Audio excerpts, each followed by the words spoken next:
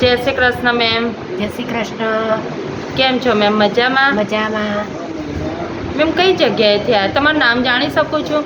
હા, મારું નામ રશ્મિકાબેન છે. હું કલોલથી આવું છું, ગાંધીનગરથી. કલોલ ગાંધીનગરથી. હા, તમે કોના રેફરન્સથી આવ્યા છો? હું મારી દીકરીના રેફરન્સથી આવી છું. દીકરી, તમને શું તકલીફ છે?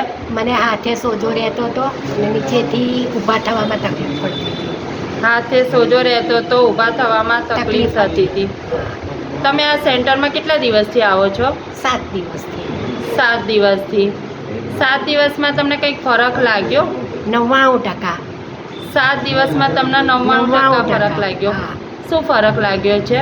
હું નીચેથી બેઠી હોઉં તો એકદમ ઊભી થઈ શકું છું, દાદરો ફટાફટ ચડી ઉતરી શકું છું. હાથમાં સોજો હતો એ પણ ઉતરી ગયો છે અને ઘણું સારું છે. ઘણું સારું છે. તમારા હિસાબે ઘરમાં દરેક વ્યક્તિએ થેરાપી લેવી જોઈએ? હા, લેવી જ જોઈએ, જેથી આગળ આવતા દરેક દુઃખ ઉગારી શકાય. તમારા વિચારે તમને આટલો ફાયદો થયો છે તો ભવિષ્યમાં મશીન ઘરે વસાવવું જોઈએ? હા, જો આર્થિક પરિસ્થિતિ હોય તો 100% વસાવવું.